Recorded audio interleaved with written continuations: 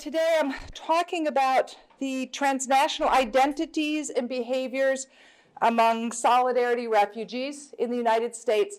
And I started studying solidarity refugees almost 30 years ago, and I've come back to studying them now at the sort of the twilight of my career.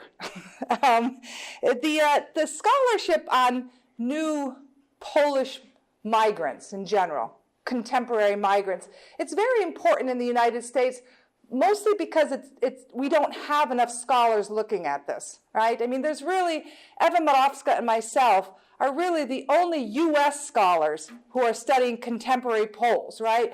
I mean, Anna Sosnowska, Anna Fin, a lot of other Polish scholars are studying Poles in America, but we do need more American scholars. And one of the reasons why, as a sociologist, and I use concepts developed by sociologists, most of the concepts on immigration are being developed on case studies, mostly of Mexicans, Central Americans, those from the Caribbean or from Asia.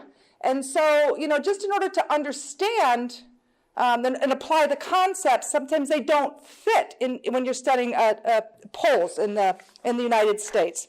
So, I would just encourage anyone who would, well, actually, we should like to encourage American scholars to be studying this more.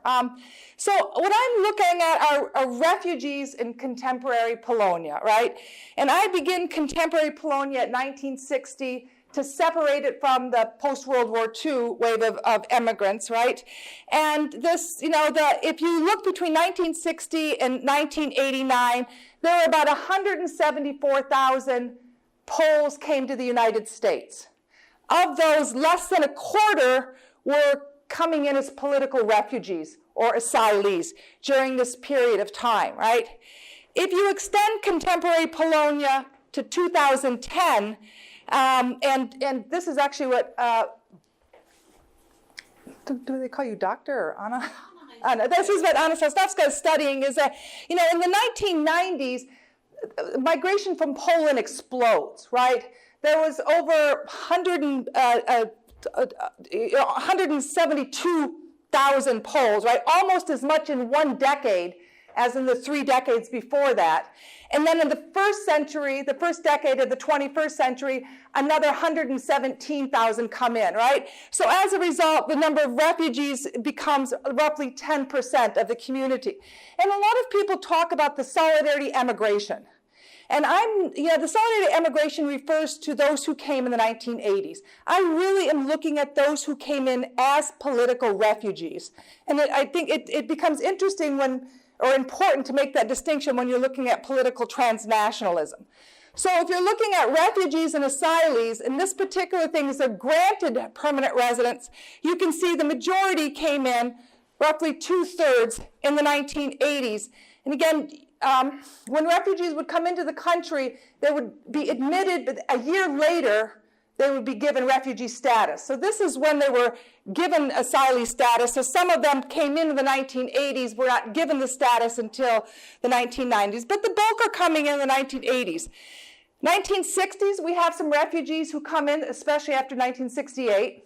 In the 1970s, again, we have refugees coming in, a few at the end of the 1970s, after CORE, after Radom and Ursus, leading up to Solidarity. But the bulk are coming in this period of time.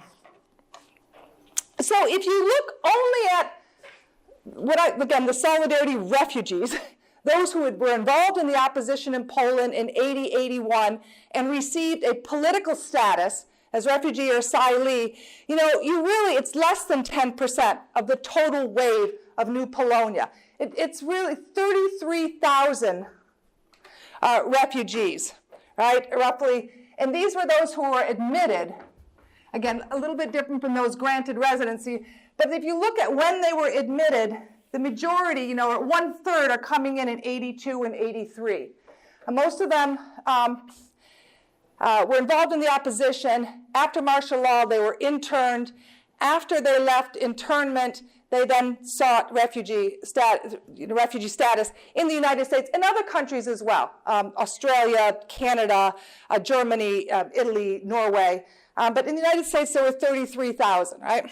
So what I'm talking about today my sort of data for today. It begins with my fieldwork in Chicago in 1986 to 1990. And it includes 26 interviews as well as the collection of fieldwork data is, I often explain it as sociologists acting like anthropologists. I mean, I was living in Chicago, Polonia. I was living in the Milwaukee neighborhood in the key area where the Poles were living and writing daily field notes, right? So in addition to the sort of field work, I was also doing interviews with Solidarity Refugees. I did 16 in Chicago, and I did 10 others in communities in California. I used archival documents. Dziennik Związkowy was the main newspaper in Chicago. And then I used documents from new organizations, including Pomost, Freedom for Poland, and Brotherhood of Solidarity. The last two are based in Chicago. And there I had access to even things like financial documents, who was donating money to the organizations, and where was the money dispersed in Poland. And then I'm also this, which is my new work, have 18 oral histories with returned refugees. And as Anna said, that these are oral histories. Sociologists call them life stories or oral histories or biographic methods. Oral histories are different from interviews. You usually sit down with the microphone and say, let's start at the beginning and tell me your life. And, they can last, for the Grzinski girls, the second book, one of my oral histories was over 20 hours of interviewing. In this project now, the longest one I have is about 13 and a half hours. But so, for example, I'm in the middle of one right now. I started it yesterday. We did about 4 hours yesterday. And then tomorrow I'll go back and do another 3 hours or so, I figure. I mean, in 4 hours, he told me the beginning of his life up until he was imprisoned, up until 1981. I could see he was getting tired, and I said, okay, I can come back because you have another 30 years of your life to tell me. All right, so, and the oral histories are being collected from, for those who return to Poland from all aspects of all cities in Poland. All right, so, as Anna said, I started this project looking at refugees, and one of the things that I was interested in is how do these refugees fight the revolution from abroad? So you're involved in a social movement, and then you leave. And what happens to you then? Do you forget the movement? What do you do? What is your activism? And in the middle of my study, I was based in Chicago, 1989 happens. And I remember going to my advisor at the time and say, okay, how often is someone studying a social movement and they win? Like in the middle of your dissertation. And she says, just keep studying them. So I studied them through the elections of 1989 and the beginning part of the transformation. And then 1991, I sort of pulled out of the field and wrote the dissertation and then the book. Right? And when I was studying in this period of time, the 1980s, I was looking at how did Poles in Chicago and then California, what was their relationship to Poland? How did they connect themselves to Poland? And at the time that I was working on it, I was actually studying what today is called a political transnationalism. But at the time, we actually didn't use that term. The term transnationalism is actually a term that comes into sociology through anthropology in the early 1990s. All right? And the key point of this concept was a point that I was trying to make in opposite poles, is that oftentimes when we study immigration, we think of the sending country and the receiving country as discrete spaces. And so we focus only on the receiving society of the United States. So a lot of the concepts are about assimilation, acculturation, how do they fit into this new country, as if where they came from doesn't matter, right? What transnationalism does is to understand that there is sort of a fluidity or a connection between where they came from and where they resettled. And actually, the leavers the emigres, are very much connected to the stayers. And that, in fact, the stayers, those people who stayed behind, really can give energy or direction to those who leave, right? Very simply, if you look at economic immigration, and that, again, to repeat, most of the studies of transnationalism are based on, for U.S. scholars, are based from migration from Mexico to the United States, right? So in that time, they're mostly, when they look at transnationalism, they're looking at economic transnationalism. How does staying in the United States, how is it influenced by those they've left behind? Have they built their house yet? Do they have other children? Do they need to stay longer in the United States in order to send money back to Mexico, right? So there's this, that transnationalism really reconceptualizes migration to think that there's this back and forth movement across borders. Now, not all migrants are transmigrants. Some of them leave, go to another country, and they cut all ties, right? And not all migration communities are transmigrant communities, right? But I'm interested, and again, beginning with, because I was interested in the political refugees' ties back to Poland, I've always been interested in this flow back and forth. The various sort of dimensions of transnationalism are extensiveness. Is it situational, episodic, right? Or is it sustained and regular? Who's engaged in it? Which generation? The first generation, the migrants themselves, or their children, the second generation? One of my graduate students right now is at studying second generation Arab American transnationalism. And what she's looking at, for example, is how does anti-Arab behavior, action, stereotypes influence transnationalism? So, for example, sending money from the United States, sending money now back to Jordan or back to Iran, which would have been a very common thing to do prior to 9/11, has now become very complicated. And they can be accused of being engaged in terrorist activities, right? So, looking at the second generation is also sort of interesting. What arena? When we look at what's going back and forth across borders, people go back and forth. Money goes back and forth. Resources, knowledge, skills go back and forth, right? And what arena do they go to? The political arena, economic, social, or cultural arena? And at what level? Is it to the local, family, city level, or at sort of the national or regional level? So again, my focus would be on sustained political transnational behaviors between the US and Poland at the national or regional level and acted by refugees, which means it's transnationalism from below. If it was from above, it looks more like globalization or international cooperation or transnational corporations, right? But transnationalism from below are people who are engaged in this sort of back and forth across the borders. Right, so I very briefly just say that where people act, these transnational spaces are a third space. It's not the home country or the host country, the sending or the receiving, but a place where both the leavers and the stayers somehow or another find this space, which is not place. I mean, place is a geographic position.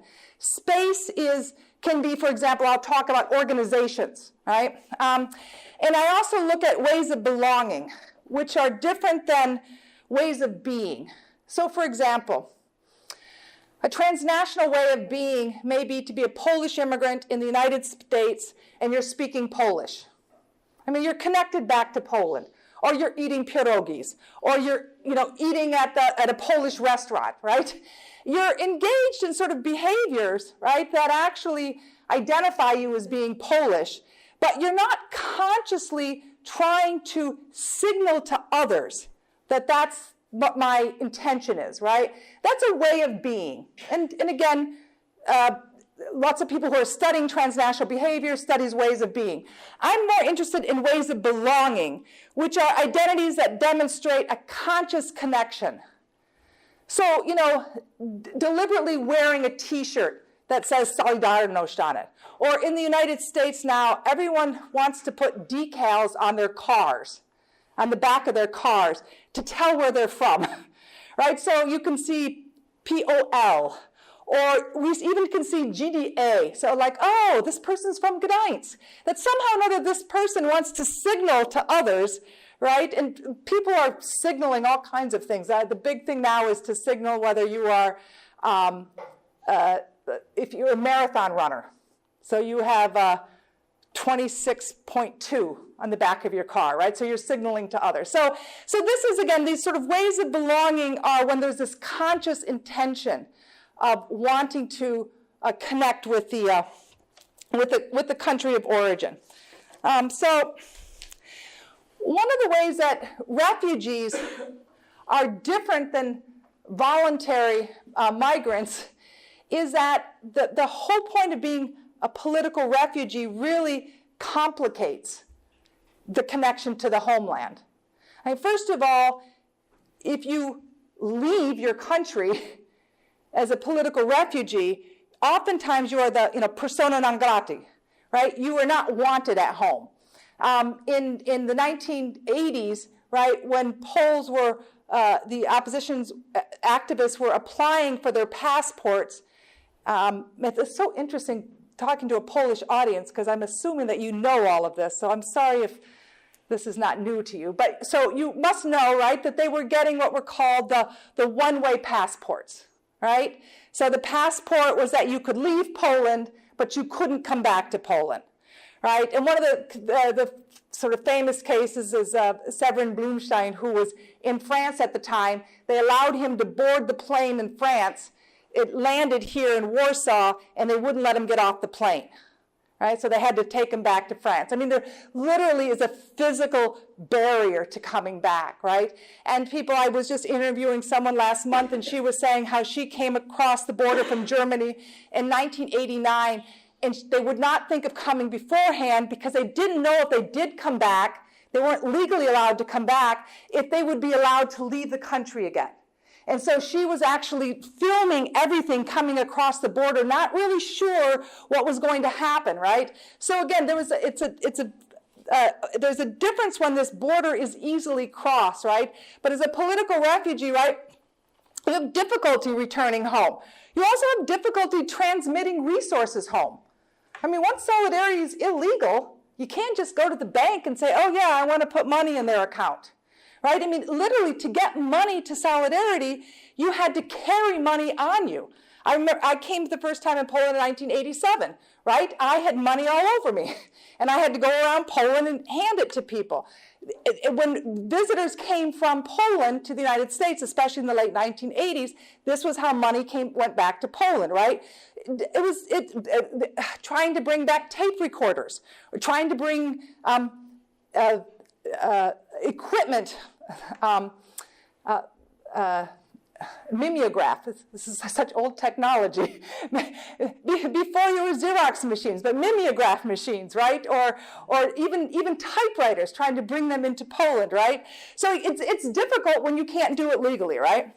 Secondly, political refugees ideologically are resistant to the homeland. Again, the psychological nature of having left your homeland, and again, this is different than an economic immigrant. An economic immigrant doesn't have the same resistance to the political state, right? And you can really see this with the World War II refugees, who they were not going to return to Poland as long as Poland was a communist state, right? But the same thing with the refugees. Interviewing the refugees in California in 1989, they were very adamant, and this was in 1989, not today, but in 1989, they were very suspicious of the roundtable talks. They were very suspicious of the elections.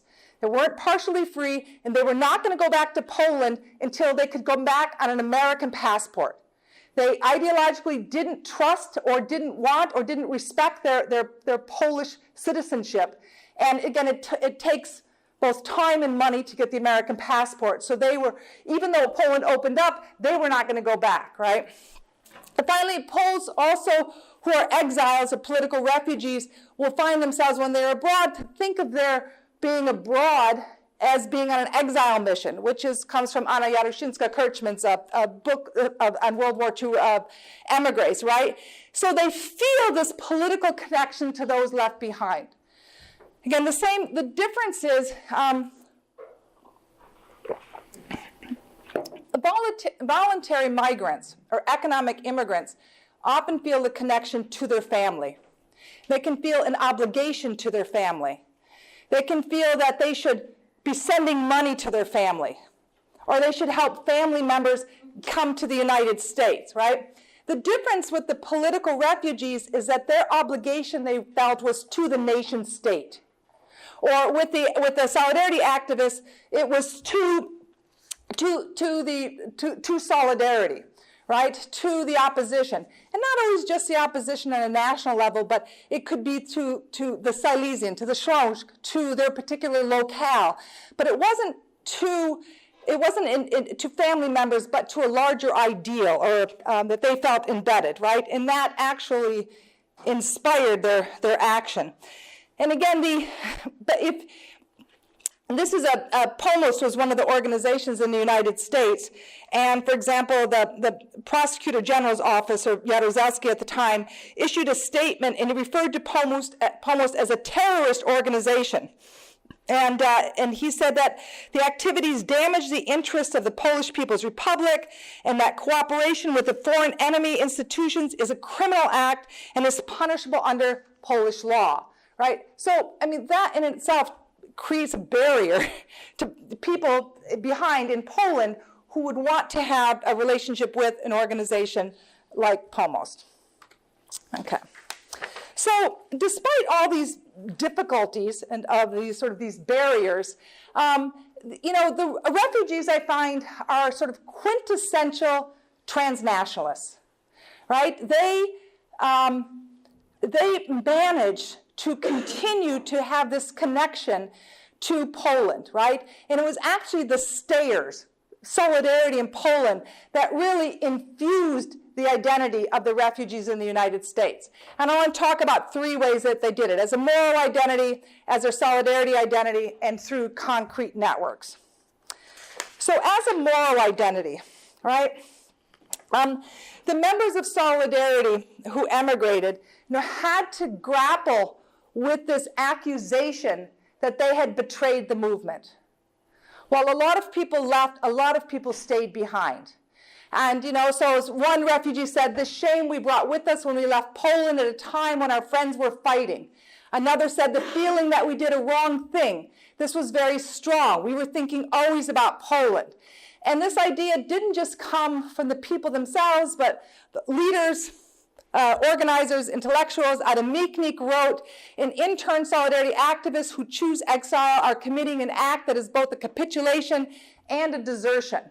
And he was particularly talking about intern solidarity activists. And there's a distinction that was made between those who signed a pledge while they were in prison. And if you were interned, the government often would offer you your freedom and, for example, a passport. And as one man said, and that passport was, in our mind, to go to California and drinking, Molson's on the beach underneath the palm tree. And here you're sitting in a prison, and, and all you have to do is sign this statement. And the statement was that they would disavow Solidarity, that they would say that Solidarity, they agreed that Solidarity shouldn't be a legal organization. They would disavow their activities. And so there was a distinction between those who sort of left from prison, who had signed these statements, and those who left a couple years later. And this is what Michnik really was talking about. But even in one of my recent interviews, a man was explaining to me, Katowice, he was someone who had been in prison for almost 15 months. Came out, he'd been out for 3 or 4 years. It was already 1986, 87. His wife was extremely sick, and he couldn't get the help he needed for her in Poland. And he had really, given his life to Solidarity, and still felt the need to get Lech Wałęsa's approval. So he travels from Katowice to Gdańsk and asks Lech Wałęsa, and the way he tells me the story, again, because it's just his narrative, is that, Lech kind of hemmed and hawed, but it said, okay, since it's for your wife, right? And your wife is the one that needs his help, and he left. So just the idea that one would need to have this sort of approval, right? There was one time I was interviewing a guy, and it was in 1989, and it was a newspaper article from the Polish Episcopate, and he was helping me translate, and he was reading this one line, and it said, emigration is escaping from the fraction of our responsibility. And he turned to me and he said, Mary, I have to stop. I can't do this anymore. This is like self-capitulation. It's too difficult for me to have to translate this for you. And he stopped translating, right? So there's this real feeling of that these refugees, if our notion of immigration was that one leaves a country, they go to the other country, and the home country doesn't matter anymore, there would be no moral dilemma. Right? But for these men, these feelings, right, these very emotional connections were very present, and this signifies the real attachment that they still had to Poland. This attachment also, though, compelled them into transnational behavior, right? It's because, I feel it is the responsibility of those who left to help those who stayed behind, right? Or another said, I must help the people in Poland because now I got out, right? So another way that you can see how sort of the home country shaped their identities as migrants abroad is in the sort of the symbols of belonging that they would have, right? So, for example, there's a large organization called Polish National Alliance, which is like a fraternal organization. It's really an insurance club. But anyways, there's different groups around the country. And the new refugees in Chicago named their group Sierpień 80. The refugees in California named their lodge Popiełuszko, right? Here's an organization from New Jersey, which is a committee of Solidarity members, former political prisoners. Another group in Chicago, Grupa Robocza Solidarności. Solidarity Square was what they renamed the area in Chicago across from the Polish consulate. So the Polish consulate we often say sort of sits on Lake Michigan, but really there's a main highway in front of it, and across the street from it is the beach, but in front of the beach is a little grassy area. And that's where continuously there were demonstrations. Every December 13th, every August 31st, right, they would be demonstrating. And even in the Chicago Tribune, in the local newspapers, this got nicknamed Solidarity Square. And in the Eugenics Związkowej, Solidarity Square, right? So the renaming, and you think about, now this is more a third place, but a third space, right? A Brotherhood of Dispersed Solidarity members. And again, in this group right here, they had it very specifically that they were going to be formed only by people who had been interned and had not signed this statement, right? And this included 21 refugees, and of these 9 of them were chairman or vice chairman of Solidarity, right? So again, it wasn't just sort of a group of people coming together because they wanted to support Poland, but they were coming together based on this Solidarity membership, right? Symbols of the opposition, and bumper stickers, T-shirts. In California, they had a 5K a run, and it was, Run for Solidarity on the T-shirts. There was a group in Northern California, and they had a group of them resettled from Gdańsk, and their church, they had carved into the altar, the wooden altar, the same monument it's in Gdynia to the fallen soldiers of Gdynia. So this was carved into the altar of their church, right? So again, all of these are sort of these symbols of belonging to Poland, right? I had someone ask me once to help them with their resume. And so I received the resume, and for example, in my resume, or we call it a CV, I would have my name at the top, like Patrice Erdmans. At the top of their resume, it was literally resume of a Solidarity officer. And he gave his education, right, where he was born, education, and then 2.5 full pages only of activities in solidarity, the positions in solidarity, and what he was doing at emigration. I mean, it's what I call a wraparound identity, right? Who he was in the past was informing who he was in the present, was just telling what he was going to do in the future, right? You know, what's interesting now about re-interviewing some of these men now who have come back to Poland, it's not the same. In the 1980s, though, this is who they were, kind of almost only who they were, right? They had links to other refugees, both personally, so you saw a lot of secondary migration. The refugee organizations would resettle them in Utah, for example, or Connecticut, and then they would remigrate to the communities where, for other people. So Northern California, for example, had them from the Tri-City region. Southern California had them from the Katowice region, right? In Chicago, refugees would know when other refugees were coming from Poland.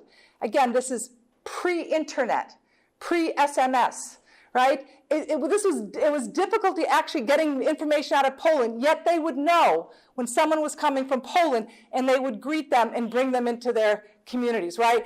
And again, also formally, like for example, with the Brotherhood, they were connected in these organizations, right? And then finally, these actions, solidarity inspired their actions back to Poland, right? Their ties to Poland, though, and their actions were very concrete. There were lots of organizations, U.S. labor movement, the labor unions, the government, the church, the Polish American Congress. All of them were trying to sort of help Poland in the 1980s, but they tended to help sort of Poland with a broad brush.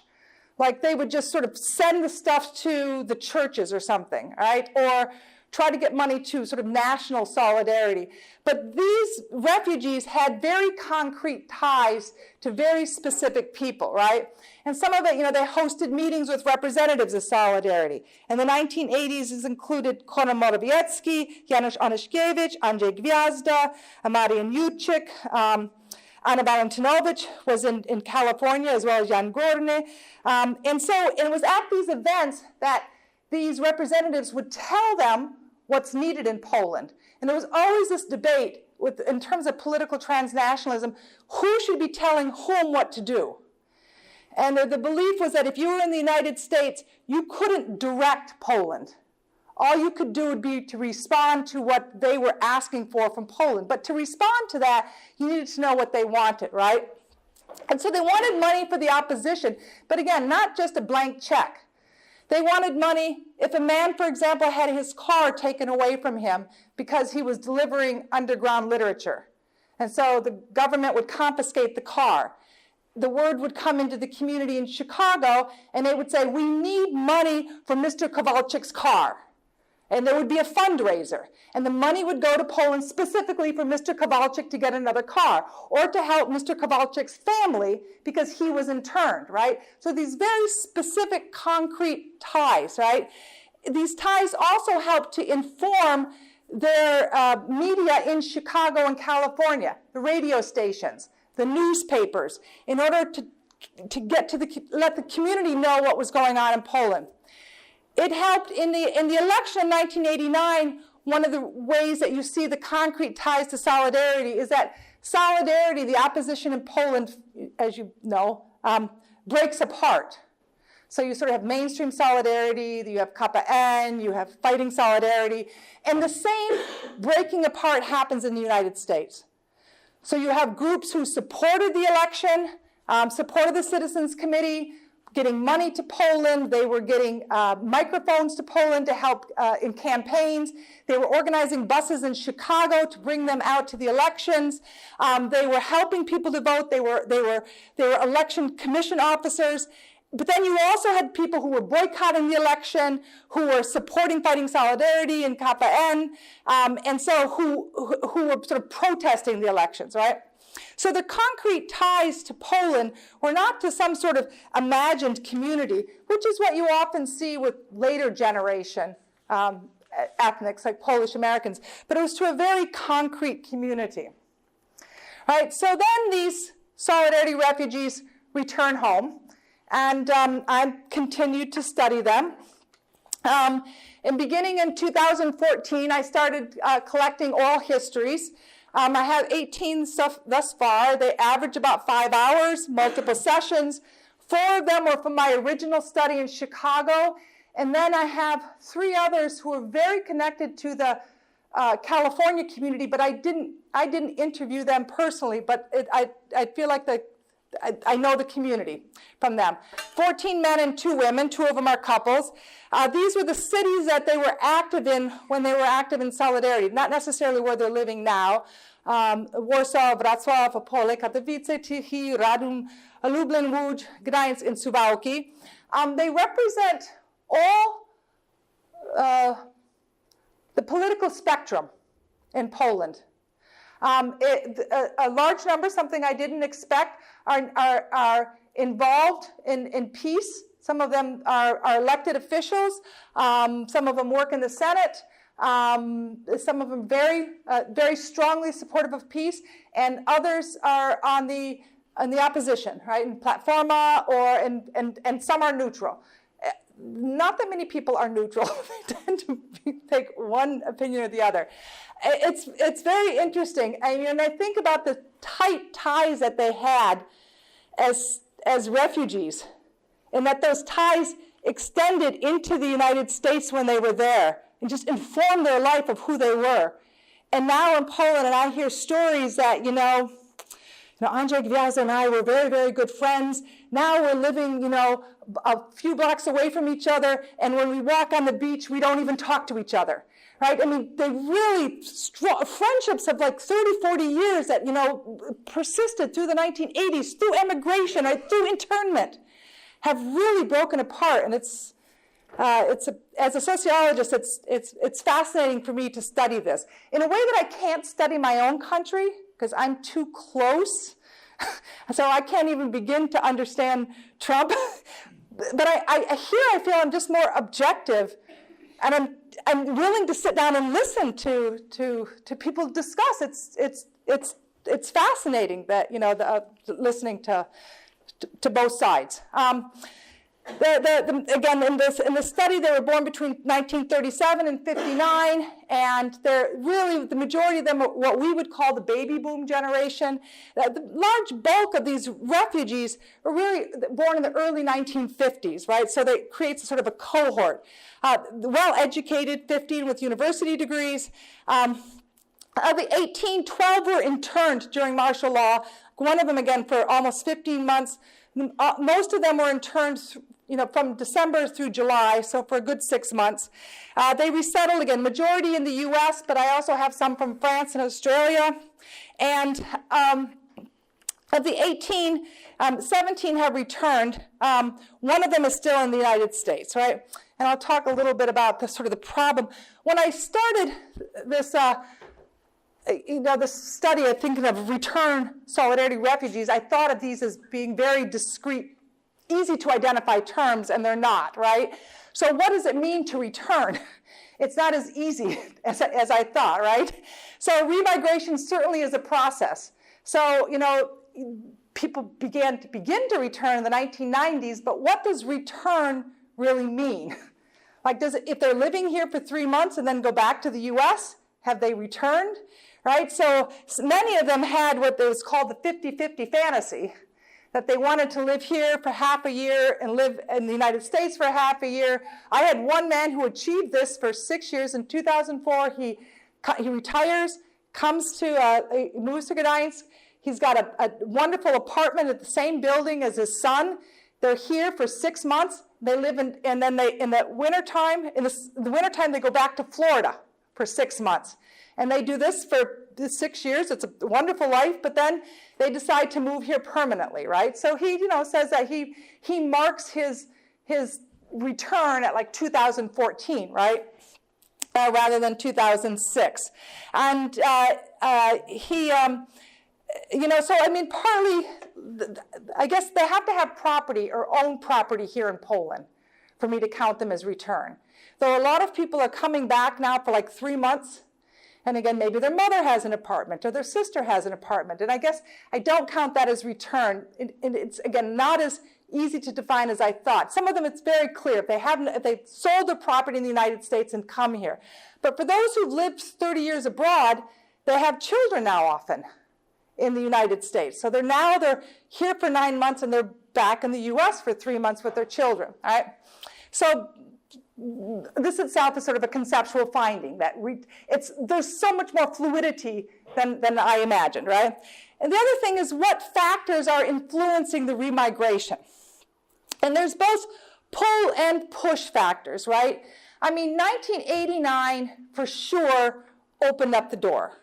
Right? It made it possible, like the physical barrier was reduced. But that itself they didn't all just start rushing back then, right?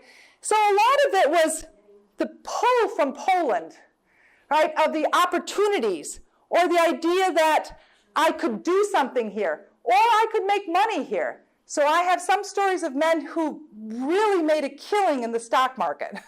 They invested well, and then I just heard a story of a man who lost $500,000 in the stock market in Poland, right? So, but the idea that Poland in the 1990s was a unique place, in the world where you could actually, if you came at the right time and were in the right profession, you could really do well for yourself. So there was this idea of this new market opening up and the pull back home, right?